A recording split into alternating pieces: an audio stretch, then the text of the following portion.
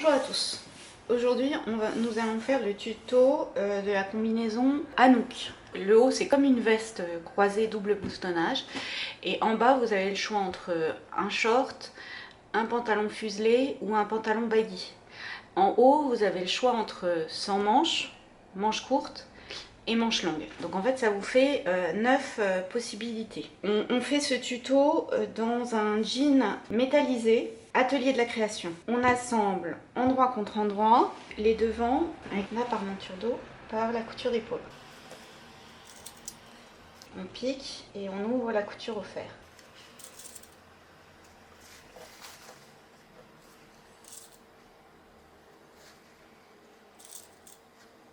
Sur le dos, on trace les pinces. On plie, fait correspondre l'écran de la pince.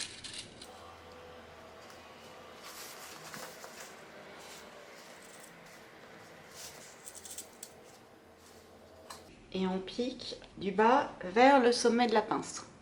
On assemble endroit contre endroit les devants avec le dos par les coutures d'épaule. Et on ouvre la couture au fer.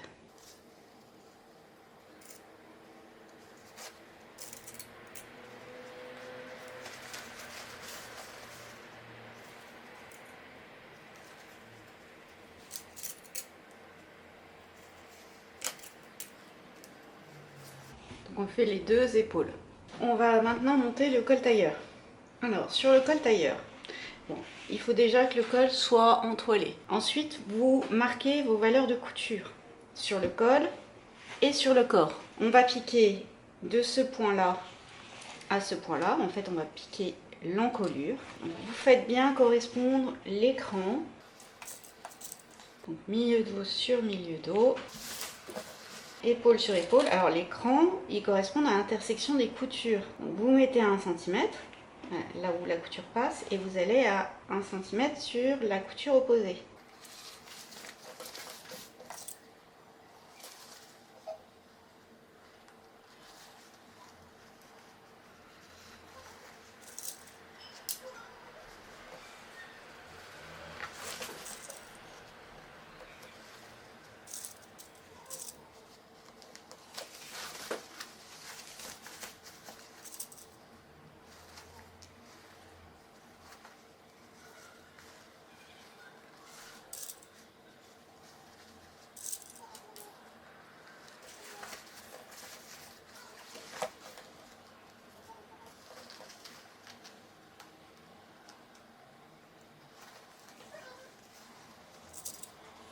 Donc on pique précisément toute l'encolure, de là à là. Vous arrêtez précisément ici, à ce cran-là et à ce cran-là. Donc vous faites ça sur le corps extérieur et on va faire la même chose avec les parmentures. Pareil, sur les parmentures, j'ai marqué mes valeurs de couture. Sur mon col, j'ai également fait. On les met endroit contre endroit, milieu dos sur milieu dos.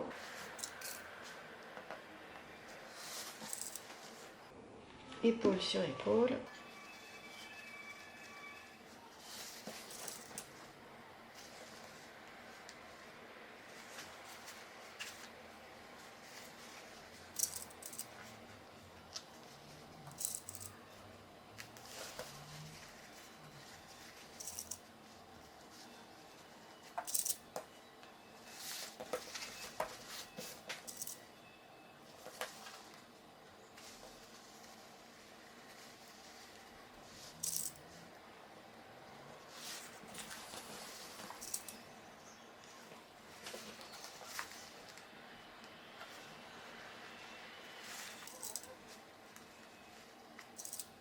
Et donc là, pareil, on pique d'un bout à l'autre de l'encolure.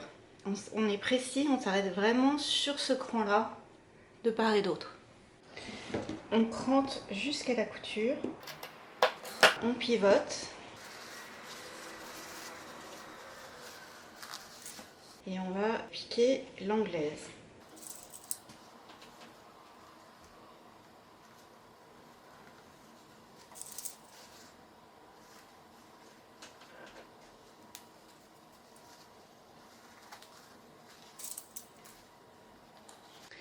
Donc on pique précisément du bout de l'anglaise jusqu'au cran. On fait ça 4 fois en fait, pour le corps extérieur et pour le corps intérieur. Donc ça c'est le col intérieur qui est fixé au corps extérieur. Et ça c'est le col extérieur. En fait, quand ça se rabat, ça devient l'extérieur. L'extérieur qui est posé sur la parmenture. Donc on va faire ça 4 fois. Donc on prente jusqu'à la couture, on pivote, on pique l'anglaise. Donc vous faites bien correspondre vos crans. C'est pour ça que c'est important d'avoir noté ces valeurs de couture parce que sinon on n'est pas assez précis.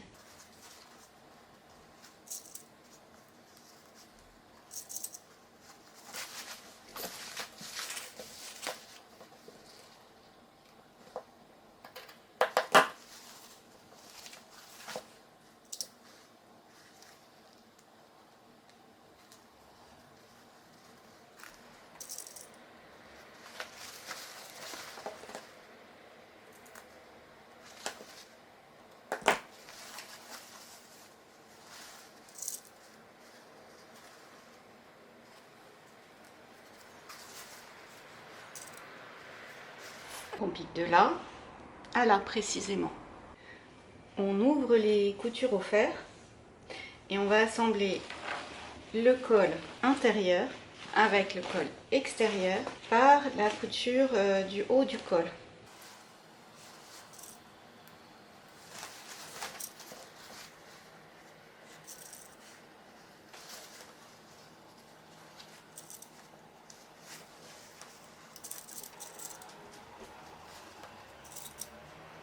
Donc on assemble le col extérieur avec le col intérieur par la couture du haut du col. On couche la valeur de couture vers le dessous de col et on surpique à 2 mm. On assemble endroit contre endroit les deux devants par la couture de bord devant.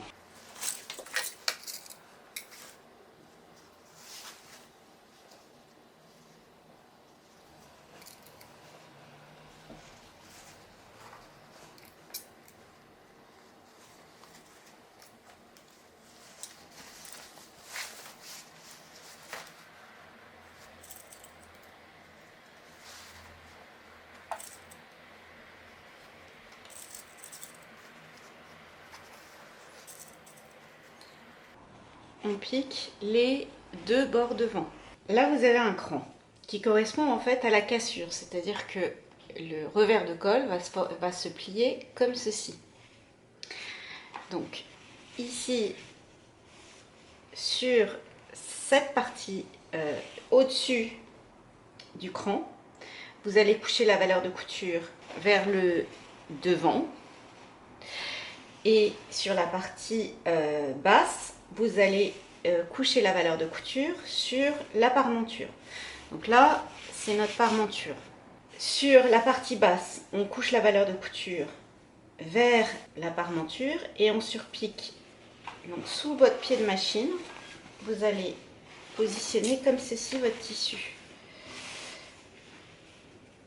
Et en fait, sur cette partie-là, vous couchez la valeur de couture vers la parmenture et sur la partie haute du revers, vous couchez la valeur de couture vers le devant et vous surpiquez à 2 mm. Donc ça va faire comme ceci. On pique là et de l'autre côté, on pique là. On a couché la valeur de couture vers la parmenture sur la partie basse, en dessous du cran de cassure et on a surpiqué à 2 mm. Et sur la partie haute, au-dessus de la cassure, on a couché la valeur de couture vers le corps extérieur et surpiqué à 2 mm. En fait, ça permet de bien positionner le revers. Ça va se positionner comme ça et du coup, on ne verra pas la surpiqûre sur cette partie-là, ni sur le col. Maintenant, on va aller finir le col. Donc, on pique le col de l'extrémité jusque là. D'une part et de l'autre côté du bord du revers jusqu'au même cran. Là, c'est le cran de la fin de l'anglaise. Donc on pique du bord du revers jusqu'au cran de l'anglaise et du bord du col toujours jusqu'au cran de l'anglaise. On retourne sur l'endroit.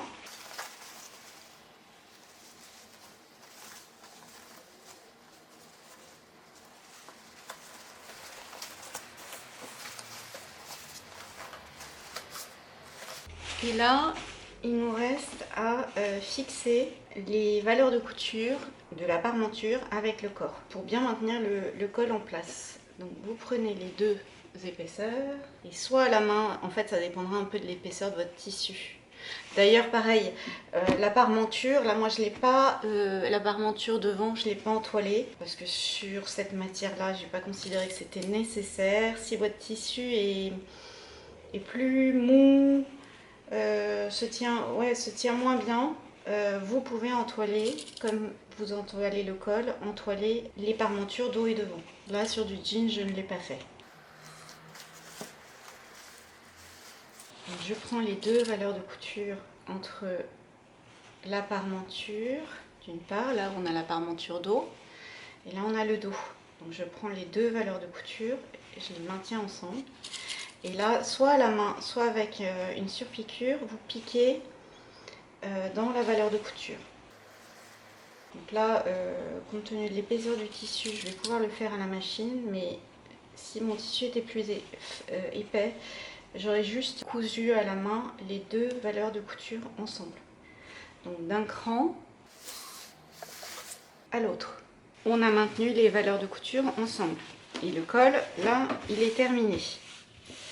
Maintenant, on va mettre le profil sur le devant. Donc on prend les deux épaisseurs de devant, c'est-à-dire la parmenture devant et le devant.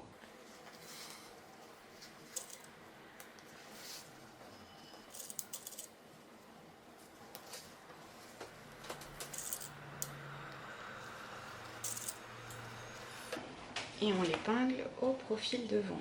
Alors, aidez-vous des crans, puisque là, vous avez des arcs de cercle différents, donc une valeur au coupé et une valeur au piqué qui sont différentes. Ici, c'est plus grand qu'ici. Par contre, ici, c'est plus petit que là, puisqu'on est, on a du concave avec du convexe, donc les valeurs au piqué sont strictement identiques, donc c'est important de mettre ces épingles à 1 cm. Par contre, au coupé, elles ne sont pas identiques. Donc là, à chaque cran, je me mets 1 cm et je mets 1 cm dans la couture opposée. J'ai un cran de la pointe des seins, je vais à 1 cm sur la couture opposée.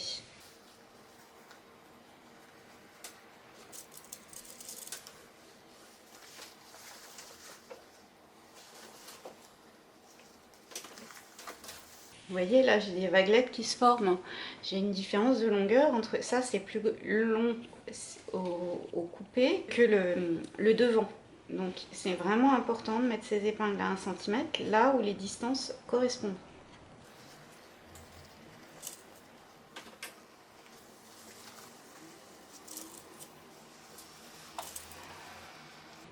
On pique et on surfile les 3 épaisseurs ensemble.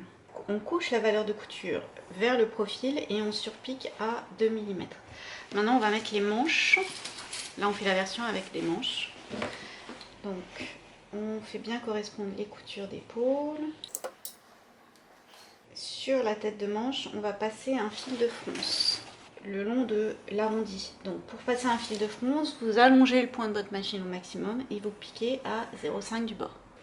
On tire sur le fil pour former le rond de l'épaule.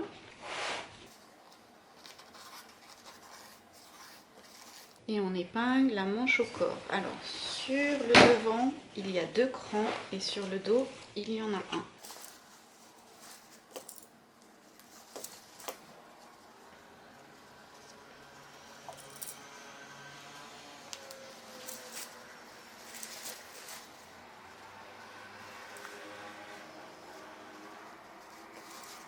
Il ne doit pas y avoir de fronce visible sur l'endroit du vêtement. Les fronces, c'est juste pour faire le rond de l'épaule. Donc répartissez bien les fronces pour qu'elles soient prises dans la valeur de couture.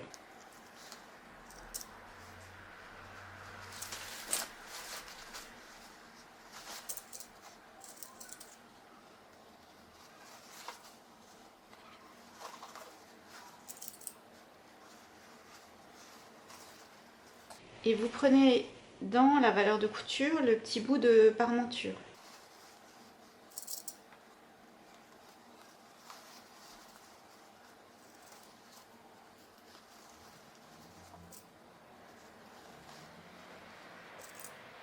Donc on pique et on surfile toute l'emmanchure.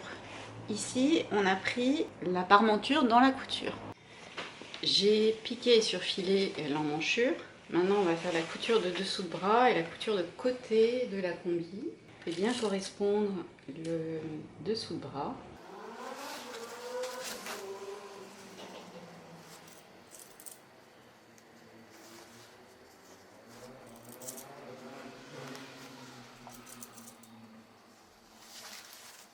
J'ai également surfilé les côtés de la manche et les côtés du corps.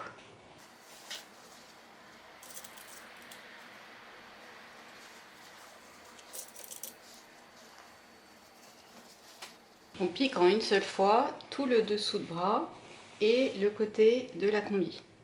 J'ai fait la couture de dessous de bras et la couture de côté de la combi. J'ai couché la valeur de couture du côté vers le dos et surpiqué à 2 mm. J'ai également fait l'ourlet de 3 cm en bas des manches. Alors j'ai rentré 1 cm et fait un deuxième rentré de 2 cm et surpiqué à 2 mm. On va maintenant s'occuper de la ceinture. Donc les ceintures, elles ont été entoilées. Sur la ceinture intérieure, j'ai goncé. Donc j'ai mis un biais sur la partie basse de la ceinture. Et on va faire les passants. Donc les passants, vous pliez 1 cm de part et d'autre, vous repliez en deux et vous surpiquez à 2 mm.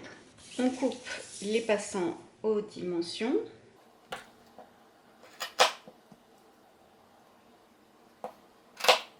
Et on les positionne sur la ceinture extérieure. Puis il y a un passant au milieu dos. Les passants, ils sont un tout petit peu plus longs. C'est pour laisser un peu de souplesse et pouvoir y glisser la ceinture.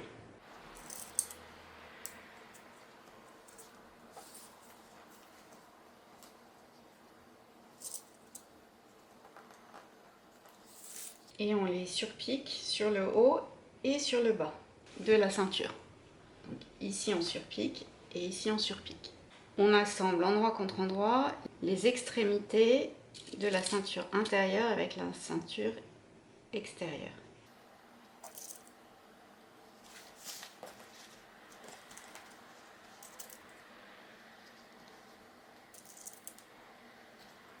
Donc on pique les extrémités. On met la ceinture sur le haut, la ceinture intérieure contre l'envers et la ceinture extérieure contre l'endroit.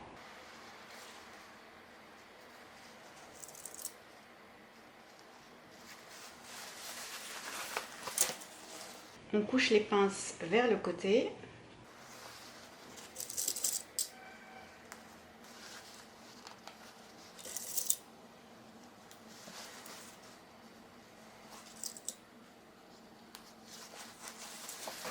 Milieu dos sur milieu dos. De nouveau la pince dos vers le côté.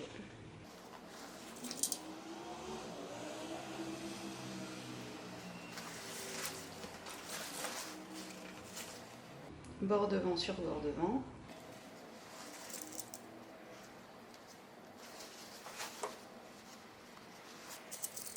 Côté sur côté.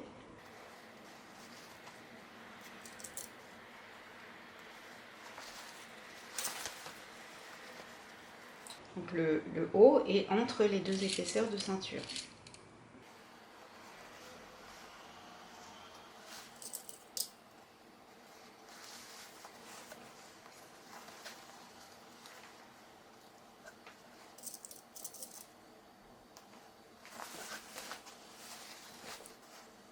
Et on pique le corps entre les deux épaisseurs de ceinture.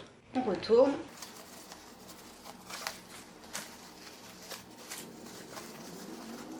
Et maintenant, on va pouvoir s'occuper du pantalon. Au niveau de l'ouverture de poche, vous mettez un droit fil thermocollant. Donc vous le décalez légèrement pour être sûr de piquer dessus quand vous allez piquer à 1 cm. On assemble endroit contre endroit le petit fond de poche avec le devant.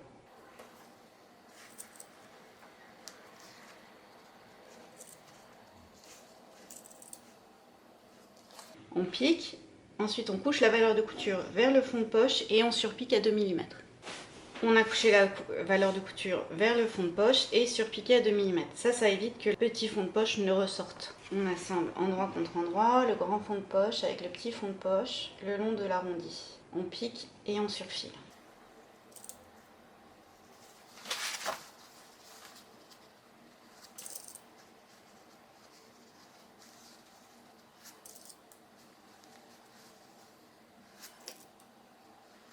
Donc on pique et on surfile le long de l'arrondi. On rabat la poche sur l'envers.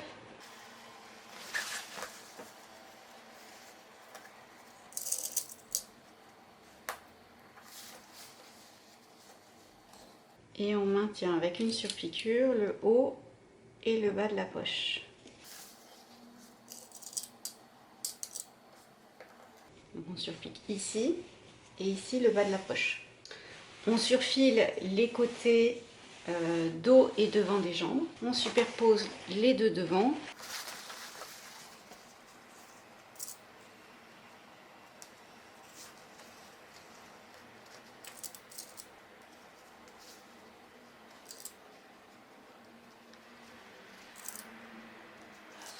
On trace le milieu devant.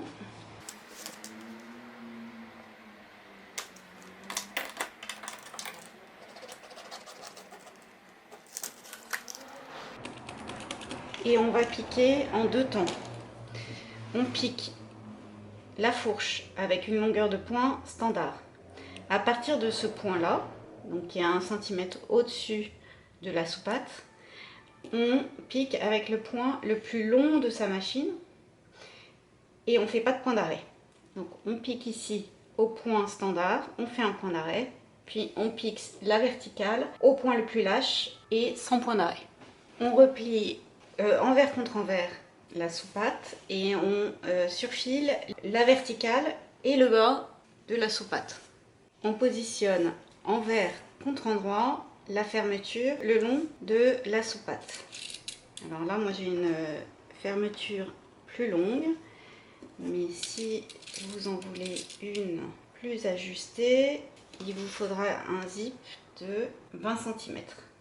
Et ici, on pique avec le pied pour fermeture standard le long des dents de la fermeture. On ouvre le milieu devant et on positionne la fermeture le long du milieu devant.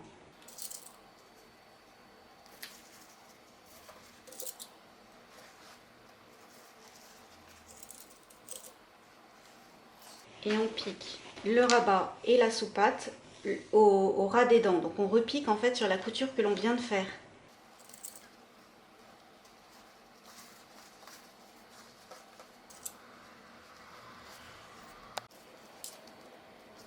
On coupe l'excédent du côté gauche. On rabat la fermeture. Et là, on surpique pour éviter que la fermeture ne se coince dans le tissu. Donc là, vous surpiquez le long des dents. Donc c'est la troisième couture côté gauche. On couche l'ensemble du côté gauche sur le côté droit. Et on épingle la fermeture sur le rabat.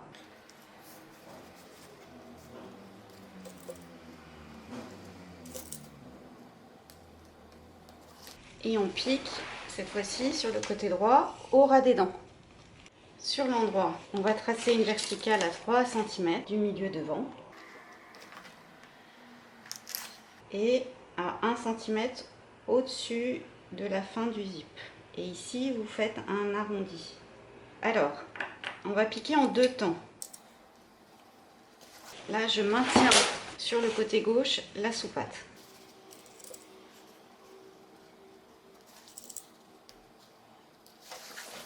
Je vais piquer la verticale jusqu'ici, jusqu'au début de l'arrondi. Je fais un point d'arrêt et ensuite je vais libérer la soupate et piquer donc la soupate plus le devant le long de l'arrondi jusqu'au milieu devant. Et là, vous faites aussi un point d'arrêt. Maintenant, je peux ouvrir la couture que l'on avait faite au point le plus lâche.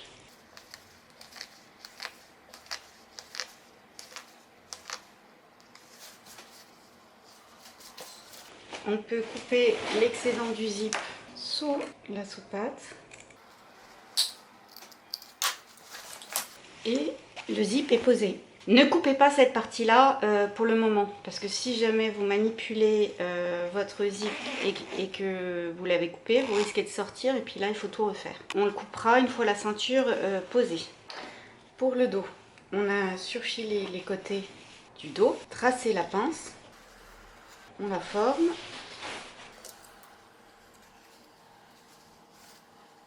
Et on applique de la taille vers la pointe.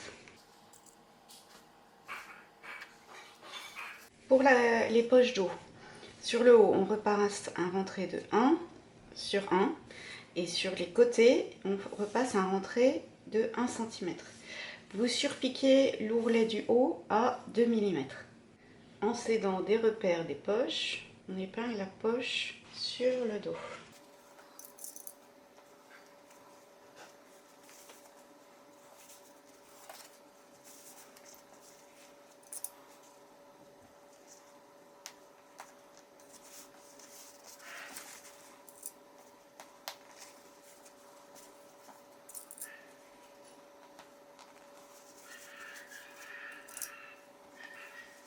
Et on surpique tout le tour de la poche à 2 mm. On assemble les dos le long de la fourche.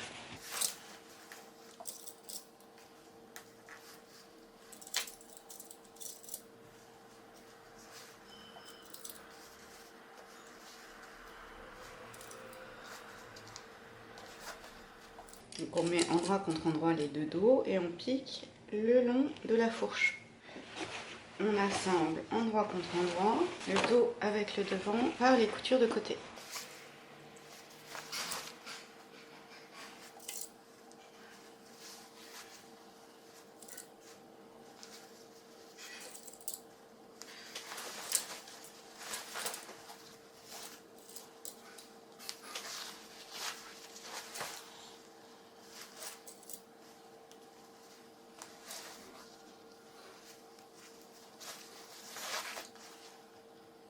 On pique, on couche la valeur de couture vers le dos et on surpique à 2 mm.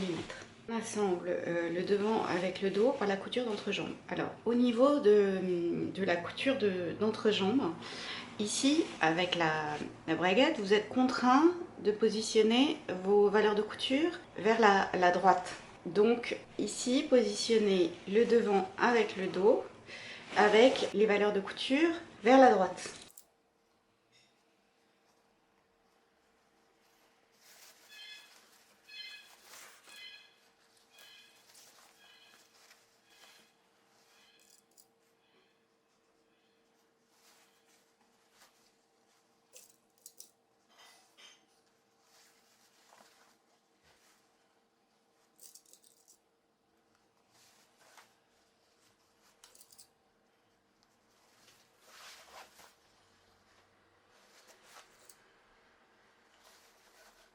Donc on pique le devant avec le dos par la couture d'entrejambe en couchant la valeur de couture de l'entrejambe vers le côté droit du pantalon.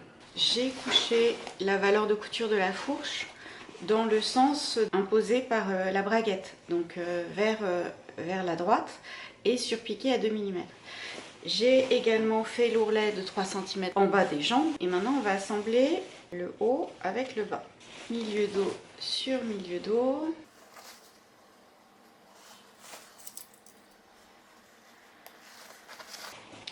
On couche les pinces vers le côté.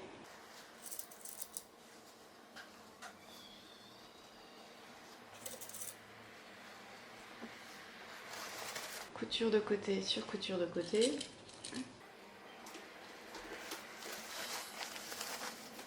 Et milieu devant sur milieu devant.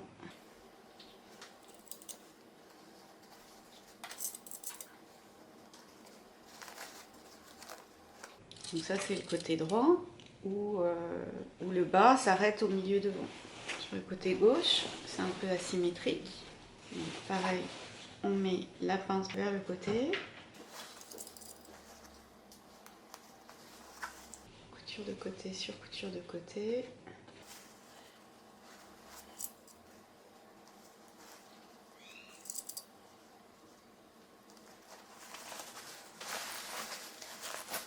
Donc là, vous faites milieu devant sur milieu devant et donc le bord devant dépasse de la valeur de la soupatte. Et on pique tout autour de la taille. Donc on a mis la ceinture extérieure sur endroit contre l'endroit du pantalon. On a assemblé le bas avec la ceinture, endroit contre endroit, la ceinture extérieure. On repasse bien les valeurs de couture vers le haut et celles du haut vers le bas. Ici, on peut couper maintenant l'excédent de fermeture au-dessus de la taille.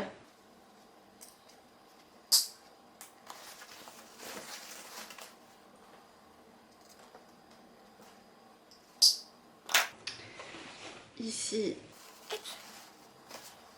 on va piquer l'endroit de la ceinture intérieure avec l'endroit de la ceinture extérieure jusqu'au bord de la soupatte.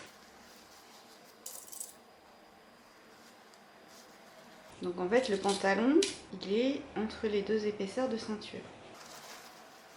Là jusqu'au cran en fait de milieu devant.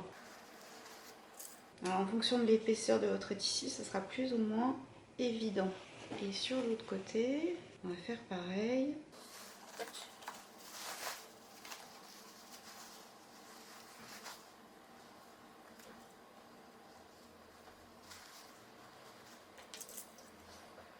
On va en tout cas jusqu'au milieu devant et si on arrive avec l'épaisseur du tissu à aller un peu plus loin, l'idéal c'est de couvrir le zip.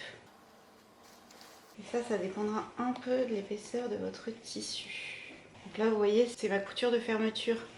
Là j'ai ma fermeture, mon milieu devant, ma fermeture et ici le bord du rabat.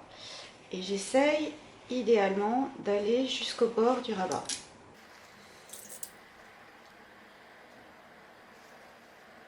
On fait ça sur le côté droit et le côté gauche.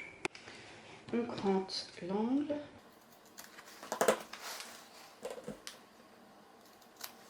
On retourne.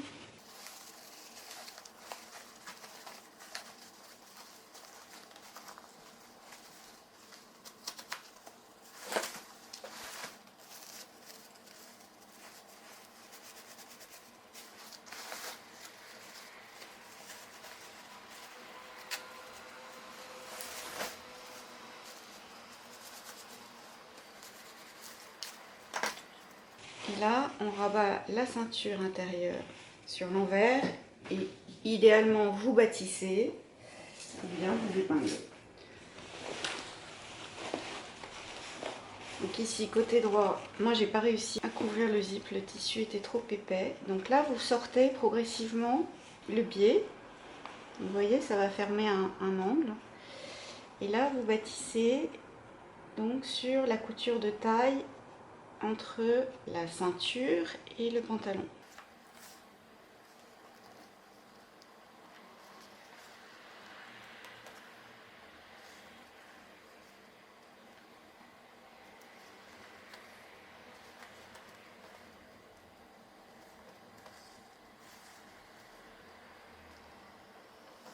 On a bâti la ceinture intérieure sur la couture de taille et donc à chaque extrémité, le biais là, il sort progressivement. Sur l'endroit, vous allez piquer dans le sillon de la couture ici, entre la ceinture et le bas du pantalon. Donc vous piquez dans le sillon, comme ça elle ne se verra pas. On a piqué dans le sillon de la couture. Et donc là, la combi est terminée, il ne reste que les boutons à mettre. Je vais aller faire mettre des pressions. C'est la combinaison à nuque. Sa version jambe large et avec des manches.